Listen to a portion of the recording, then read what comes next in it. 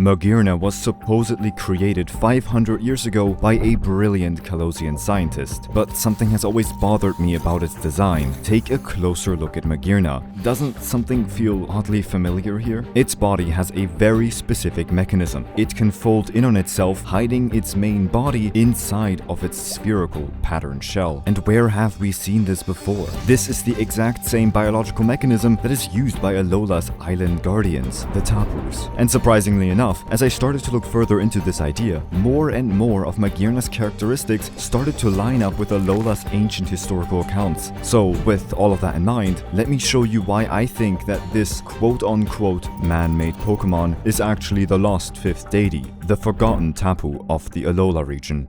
To really understand who Magearna used to be, we first have to look at where the inspiration for Alola's guardians came from. It's no secret that the Alola region is heavily based on Hawaii, but Game Freak actually went further than just using the terrain and also loosely based the four guardians on the four main Hawaiian deities. Take Tapu Koko. It protects Mele Island, which translates to yellow, mirroring the island of Oahu. But mythologically, Tapu Koko represents Ku, the Hawaiian god of war who is heavily associated with birds and roosters. This not only perfectly explains Tapu Koko's electric/fairy typing, but also its rooster-like shell and its combative nature. Tapu Bulu protects Ula Ula, the red island based on, well, Hawaii, or the Big Island. And that's not me being funny here, it's quite literally named the Big Island. Anyway, mythologically, Tapu Bulu represents Lono, the god of agriculture, which explains the grassy surge ability. But why a bull, you might ask? That's actually because in 1793, cattle were gifted to King Kamehameha I, who placed a strict kapu, or taboo, on them, allowing them to fiercely populate the Big Island. Then we have Tapu Fini, the guardian of Pony Island, or in the real world, the island of Kauai. It is represented by Kanaloa, the god of ocean and healing, which directly ties into Tapu Fini's water typing and its ability to create purifying water. Finally, Tapu Lele of Akala Island, or as we know it, the island of Maui. It's found in the ruins of life and is represented by Kane,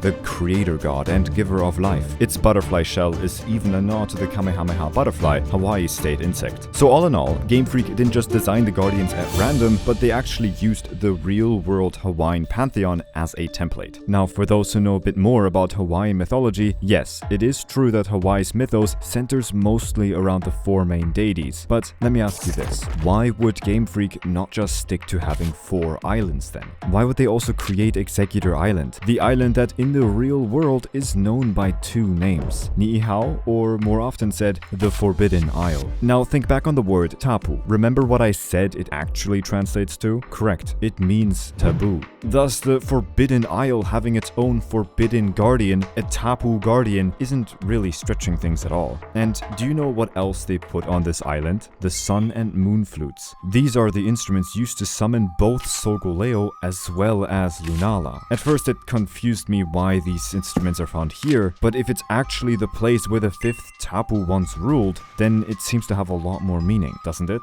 But now you might be asking, who exactly was this fifth deity? For that, we need to look back at the family tree of these four Hawaiian gods. Kane and Kanaloa, or in our case, Tapu Fini and Tapu Lele, actually had a sister, the Hawaiian goddess of fertility and childbirth, Haumea. She was the ultimate bringer of life. And with that in mind, I'd also like you to take a look at Magearna's Pokédex entry in Legend ZA.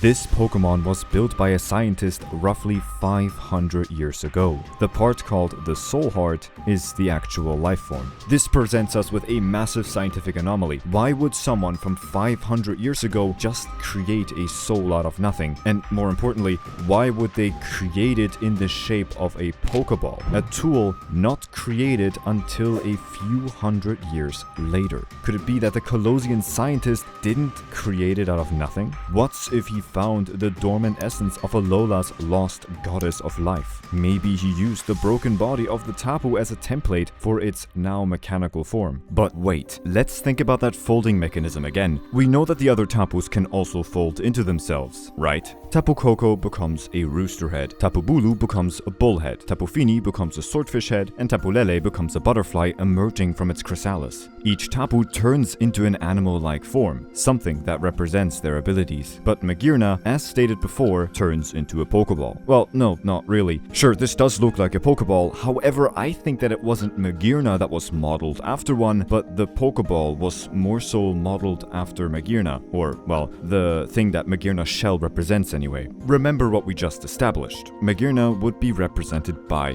Haumea, the goddess of fertility and childbirth. And what is the ultimate biological symbol of life and fertility in nature? An egg. A seed. Magearna's folded form isn't mimicking a Pokeball, it's mimicking the seed of life. The research of Magearna's shell could have very likely then spread to other parts of the world, inspiring researchers to copy its design in order to create the very first Pokeballs. If you have been paying close attention to my language, then you also might have realized that I talked about Haumea in the past tense, and there's a reason behind that. Haumea actually meets a tragic and violent end by the hands of a powerful trickster going by the name of Kalos.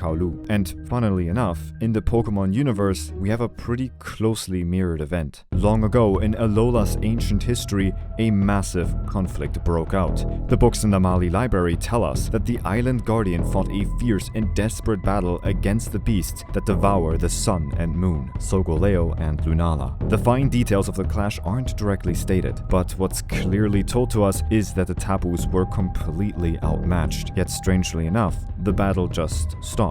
Solgaleo and Lunala, for some reason, deemed the Tapus worthy and entrusted them with not only a Tapunium Z, but also a Cosmog.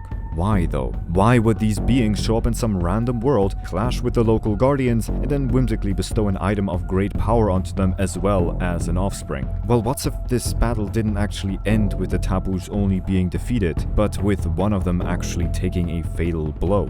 The quote-unquote death of the deity of life seems to be a much better reason for two otherworldly beings suddenly stopping their onslaught, don't you think? And this quote-unquote death perfectly explains the tragedy behind Magearna's ability. The other Tapus are famous for their surge abilities: Electric, Grassy, Misty, and Psychic. These abilities each blanket the battlefield in natural, living energy. Magearna's ability, on the other hand, Soul Heart, raises her special attack stat every time a Pokemon faints. Why doesn't she have a terrain ability? Well, I think it's because the moment she fell, she lost her connection to the land. If her previous ability was similar to the Tapus, it would, just like them, have given life to everything around her, but after her demise, this ability could have inverted, reflecting not only her change in nature, but also the cold, metallic shell her soul was forced into. There's more evidence towards the fifth Tapu found in the past of the Alola region, and it's reflected in a modern-day sport, the Battle Royale. According to the legends, the guardian deities did not always isolate themselves. They used to serve as leaders for the armies of the ancient Alolan kings. During these struggles, they used the Z-power given to them by Solgaleo and Lunala, which in turn caused catastrophic destruction to the islands. And it's precisely because of this that they had to stop their constant bouts amongst each other. Their competitive nature, however, wasn't quelled, thus creating a new form of combat, the modern-day Battle Royale. Hold on a minute though, take a closer look at how this Battle Royale actually functions. It's a 4-way clash, not a 5-way battle. If there were 5 Tapus originally, then why is it 4 here? Well, I don't think it's a coincidence that the first recorded clashes between Tapus was recorded when they could already use Z-power. Maybe with the death of the 5th Tapu, a permanent fracture was created in the Tapus' relationship with each other, causing them to constantly test their mettle against each other. And maybe it also doubles as a way for them to make sure that they will never again be too weak to protect their home, like the day they lost their sister. This might also explain why, unlike the 4 Tapus' signature move of Nature's Madness, Magearna uses Fleur Cannon. Not only are these both Fairy-type moves, but they're also both 90% accurate, and they also both use pink bolts of energy. So perhaps after this lost battle, the Tapu's own version of Fleur Cannon became Nature's Madness due to their feelings of grief. But where exactly did this tragedy take place? Where did the 5th Tapu fall? For the answer to that, we need to look no further than the highest peak of the entire Alola region, Mount Lanakila. The in-game lore explicitly states that Mount Lanakila is considered to be the most sacred area of the guardian deities. It's the very reason Professor Kukui chooses to build the Alolan Pokemon League there. It's to dedicate the battles had up there to the Tapus. Which is interesting wondering, because why is a freezing, desolate, snow-covered mountain considered the most holy site for tropical nature spirits? It might just be because Mount Lanakila is a memorial, and it could be the exact location where the Tapus made their final stand against both the beast that devoured the sun as well as the moon. And with that, we're now at the point where we need to talk about one of my least favorite topics, but alas, it is necessary for mythological Pokemon like Magearna here, and that's the anime. Not only that, I also needed to explain how a Kalosian scientist was able to acquire the soul of an Alolan deity.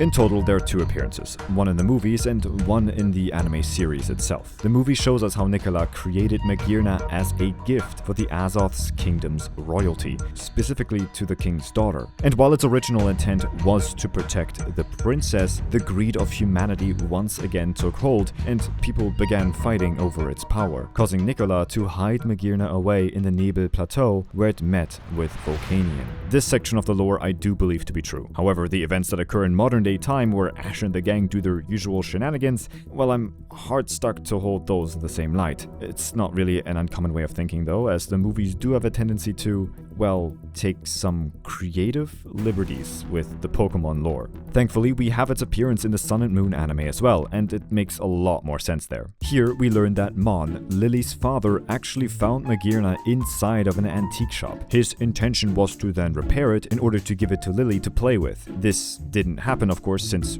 Mon disappeared and all, but it still shows us that Magearna somehow made its way back to the Alola region. This, by the way, is also reflected in the games, where it is gifted to us on Mele Mele Island. Anyway, Mon's disappearance also tells us a little more about it. After Lily discovered Magearna in Mon's lab, she did her very best to reawaken it, in which she did eventually succeed. While at first we thought it was emotions that reawakened Magearna, it wasn't quite that. In reality, Magearna's soul heart absorbed Z-power from Lily's Z-ring, and that begs the question of why a supposed Kalosian Pokemon can be reawoken through Z-power. But even after all of that, if you still aren't convinced that Magearna is a fallen warrior deity, then I'd like to show you one final piece of evidence which just might convince you. Mega Magearna. Thanks to Pokemon Legend ZA, we now know that Magearna possesses a Mega Evolution, and because of this, we also get another Dex entry concerning this new form. It states that a mechanism to remove Magearna's limitations has lain secretly within it for 500 years. Think about the way it's stated here. Magearna's limitations are removed, but why would it have limitations in the first place? Why would a shell specifically made for the Soul Heart not be able to contain its powers? Well, I think it's because the Soul Heart that Nicola created out of the fallen Tapu's form was far too powerful for anything even he was able to create. Thus, he had to forcefully suppress its powers. This also comes with the side effect of stripping Magearna of the emotions it had only just begun to feel, turning it into an emotionless being that fells foe after foe, which perfectly connects to the destructive, warlike nature of the other Tapus. So all in all, Mega Evolution doesn't just change Magearna's form, it forces the dormant, traumatized soul of the fifth guardian to the surface, a deity of life that was forcefully slain by the beasts that represent both the sun as well as the moon.